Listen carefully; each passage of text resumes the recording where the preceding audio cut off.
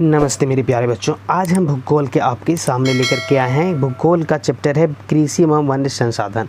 जो भी बच्चे 2023 में एग्जाम का एग्ज़ाम देने वाले हैं वह बच्चे इस वीडियो के ज़रूर से ज़रूर आप एकदम लास्ट तक देखिएगा। देखिए, जैसे कि आपका पहला प्रश्न है, बिहार की कौन फसल साल भर में तैयार होती है।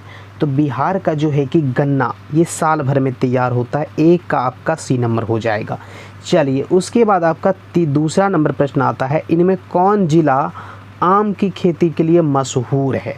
तो ये आपका हो जाएगा भागलपुर। दो का आपका बी नंबर हो जाएगा भागलपुर। ठीक है। उसके बाद तीसरा नंबर प्रश्न आता है, लीची की खेती के लिए बिहार का कौन सा दो जिले प्रसिद्ध है। तो लीची की खेती के लिए बांका और हजारीबाग, ये दोनों काफ़ी प्रसिद्ध ज़िले हैं।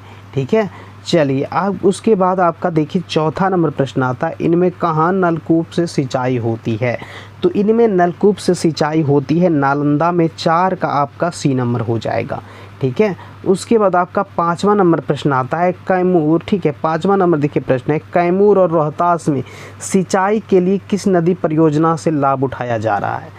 तो सिंचाई के लिए जो है कि कैमूर और रोहतास में दुर्गावती। पाँच का आपका बी नंबर हो जाएगा। चलिए, उसके बाद देखिए आपका छठा नंबर प्रश्न आता है, बिहार के मैदानी भागों में किस प्रकार की मिट्टी पाई जाती है। तो बिहार के मैदानी भागों में वाहित मिट्टी पाई जाती है। छः का आपका बी नंबर हो जाएगा। उसके बाद आपका सातवां नंबर प्रश्न आता है, बिहार में जल उपयोग किस काम के लिए होता है। तो बिहार में जल का उपयोग सिंचाई के लिए होता है। सात का आपका ए नंबर हो जाएगा। उसके बाद आपका आठवां नंबर प्रश्न आता है, इनमें कौन सी नदी सालों भर जलापूर्ति नहीं रहती है। ठीक है, तो ये आपका हो जाएगा चीर। आठ का आपका डी नंबर हो जाएगा चीर। चलिए, उसके बाद आपका नौवां नंबर प्रश्न आता है, बिहार की कितनी भूमि कृषि के अंतर्गत आती है। तो बिहार की जो है कि बिहार की कितनी भूमि कृषि के अंतर्गत, 3/4। 9 का आपका बी नंबर हो जाएगा। 3/4 भूमि कृषि योग्य भूमि है। चलिए, उसके बाद 10वां नंबर आपका प्रश्न है, बिहार में मकई का सर्वप्रथम उत्पादन क्षेत्र कौन है। तो मकई का उत्पादन क्षेत्र है आपका गंगा से सटे इलाके, जो गंगा से सटे उत्तरी इलाका है यही है। उसके बाद 11 नंबर है, बिहार में नहरों द्वारा सर्वाधिक सिंचाई किस जिले में होती है। तो बिहार में नहरों द्वारा सर्वाधिक सिंचाई रोहतास में होती है। 11 का आपका सी नंबर हो जाएगा।